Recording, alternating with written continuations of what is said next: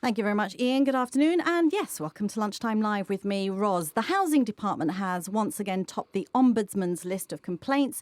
And joining me in the studio to discuss some of the issues raised and more over the next 20 minutes or so is the Minister for Housing, Stephen Linares. Hello. Hello. And also Henry Pinna, who most of us know from Action for Housing. Hello. Hi.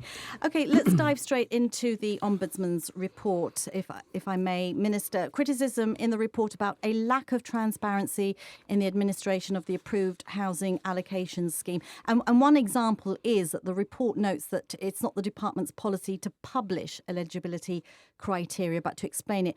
Can you explain why is that? Why can't the department publish for all to see the eligibility criteria? Well, it is one of the things that I accept that there is that lack of transparency. And I acknowledge what the Ombudsman is saying in the report. On the basis of that, and since I've been Minister and Samantha Sacramento started to do the process, and I'm continuing with it, is to have the criteria set down. That means that what we are doing now, and I think that's why I said before there are a few announcements, because of course we take these criticisms, and on the basis of these criticisms, we react. When are you going to put down the criteria? Well, I have already got offices, which is we're going to have like a sort of booklet where all the policies which and these officers, what they do is they're going round to see what are the actual policies, whether it's on the pets, whether it's on building, all the policies that are for the housing rental accommodation. So what we're doing is we're gathering together because policies sometimes have been made by a meeting or by hack, which they decide something and they say, oh, that is the policy now. I think that is not really acceptable. So therefore, what we are doing is we are combining all or getting together, compiling all the policies so it will be made very clear. Okay. Okay. Let me just bring Henry in. Would that satisfy you? Because obviously there's also been complaints about unfair decisions and the lack of transparency makes it rather sort of opaque to try and understand what's happening. Your view on that? Well, in the past we've received complaints regarding alleged flaws and abuses in the allocation of flats. I mean, the department is very often accused of not adhering to the waiting list and of queue jumping. We did once identify such a case. It was the famous 88 case, and we called it 88 because there was an individual who was 88 on the 1RKB list, and yet, under instructions from the previous minister, was given an allocation. I mean, that one case we were able to verify. We don't know how many other cases are. I mean, we hope that there aren't many, but I think that there is a need for some kind of independent body to look into the allocation of flats. Okay, let me just stop you there. Queue jumping and issues like that. How is that going to be resolved by publishing a booklet for the transparency? No. You've told me about the policies, and I've answered that question. About transparency, yes, exactly. Because what the policy dictates how you run things. So you got to start with the policy. But we've been mentioned about case 88 on the list. I think it is a bit unfair to just come out and say, oh, number 88 got a house, unless you know the circumstances of people.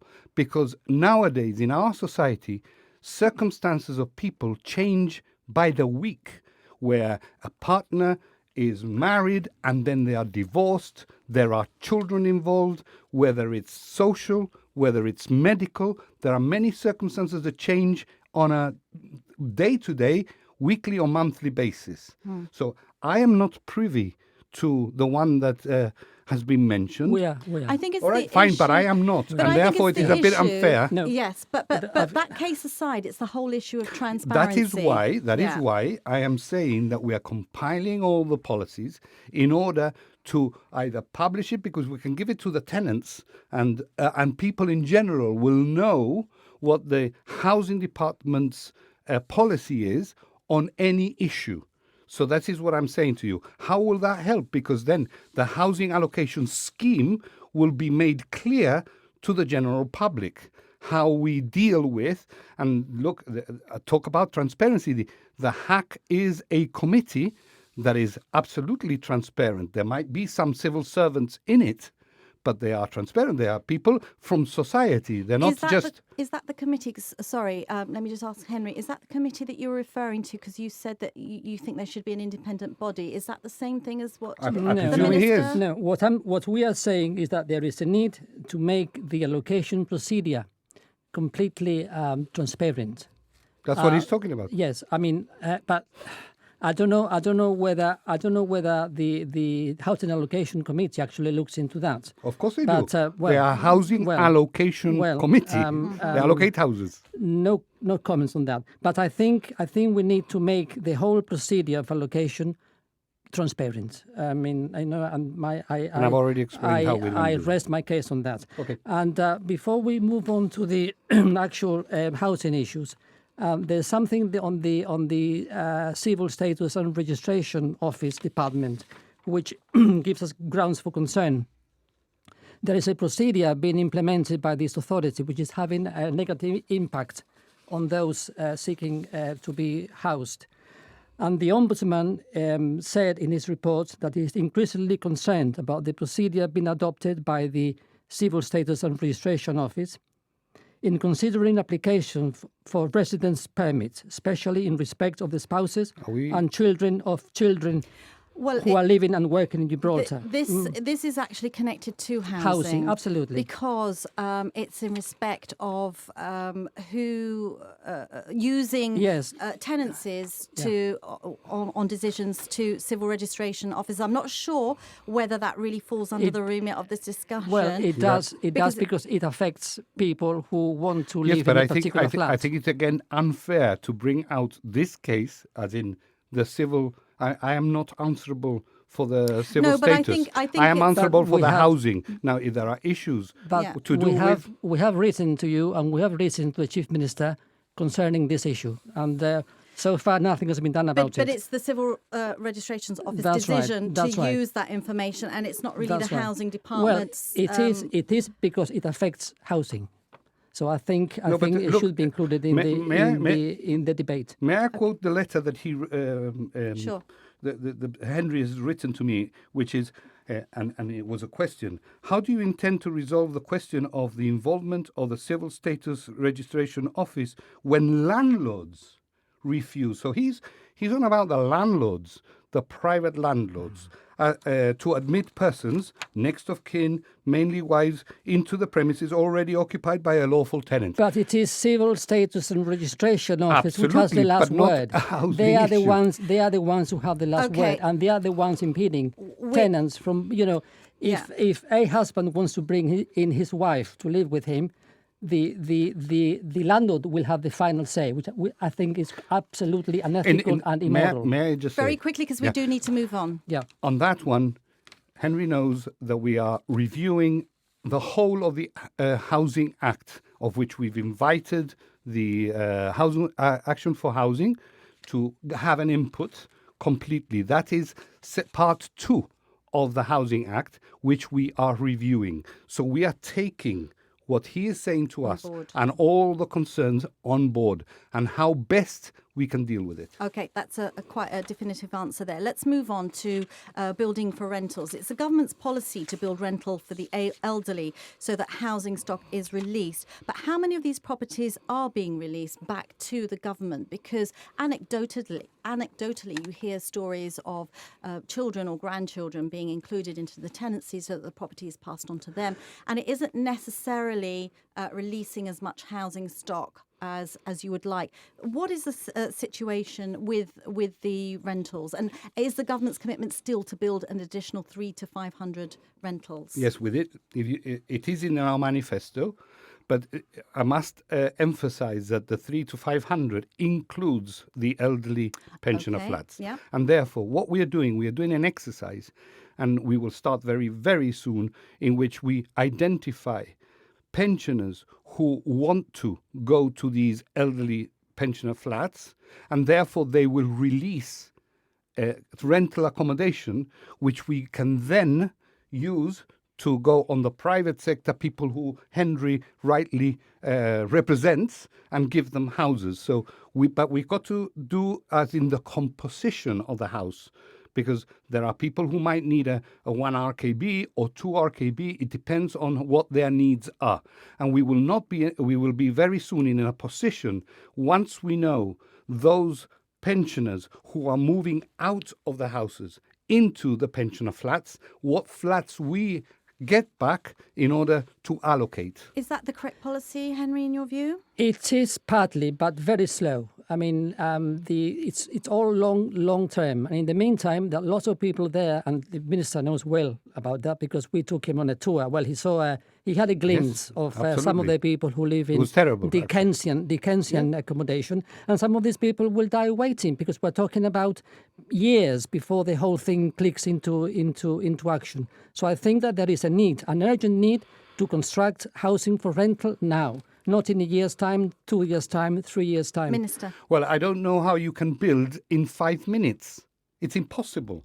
Henry wants us to have the house tomorrow. No, to start building now, not in 2 years' time. Yes, but we have started the affordable accommodation, which will take the time it takes to build.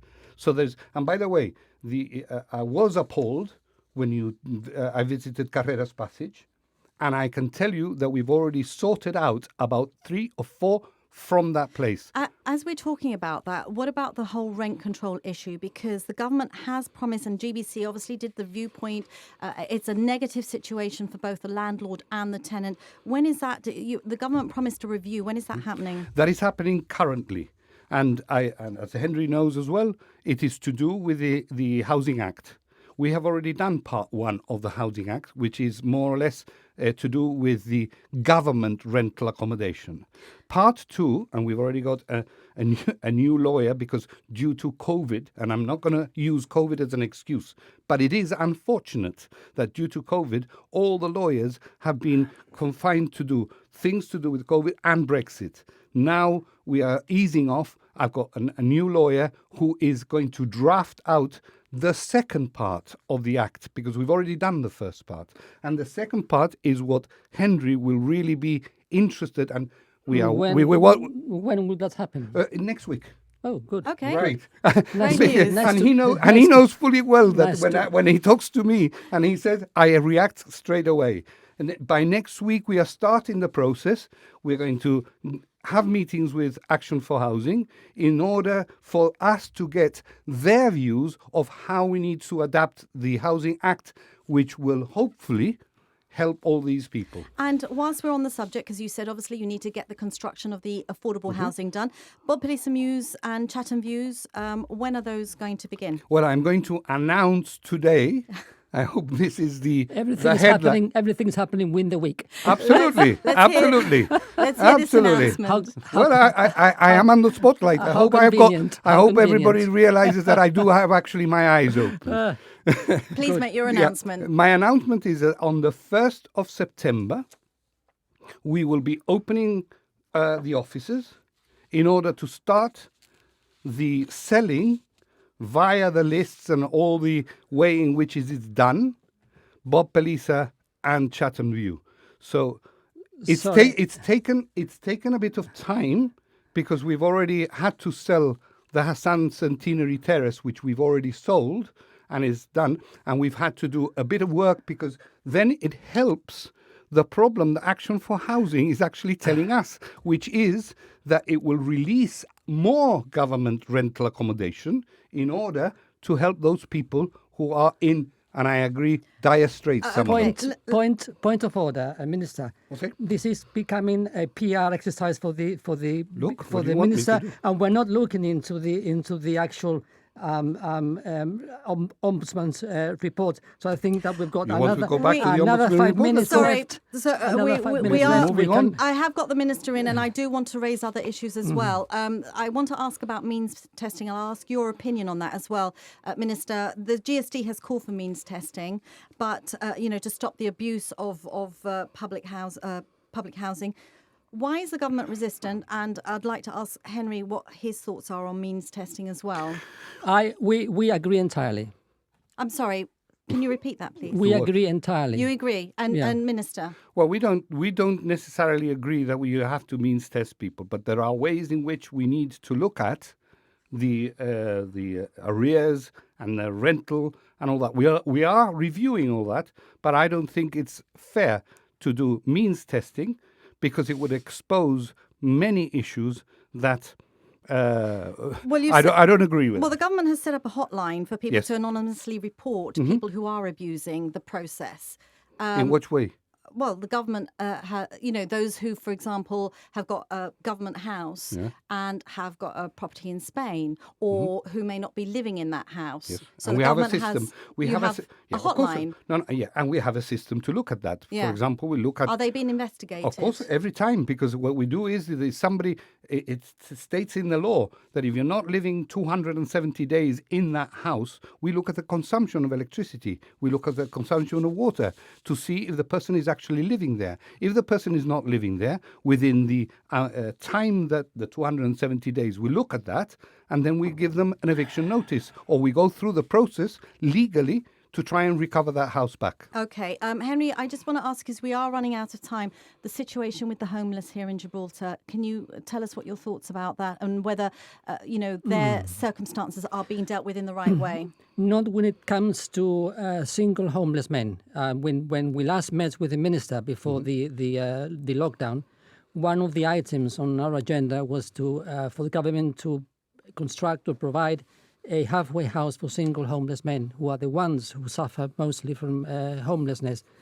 And yet we are waiting for the minister or the government to say what they plan to do about it. Minister, perhaps that the minister now is here. What is homeless? Do you consider somebody who hasn't got any place to live but is staying at a friend's house or a relative's sofa, do you class those people as homeless? Well, they are, because they haven't got a home. Right, okay. So what is the situation with catering or helping those who have got no homes? The last letter that we got from Action for Housing, and Henry again says that I'm not, and then he accuses me that I do everything in a week.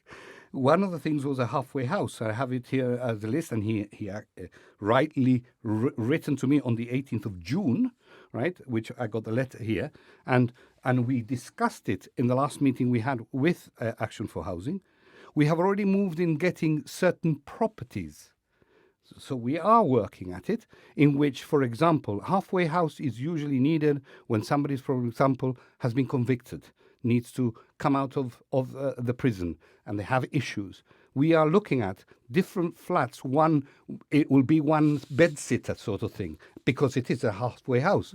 And Henry actually helped us in giving us guidelines. Remember, you wrote to me. Yeah. You wrote to me giving me guidelines, because I asked it from them. What would be the guidelines of a person who's living in a halfway house?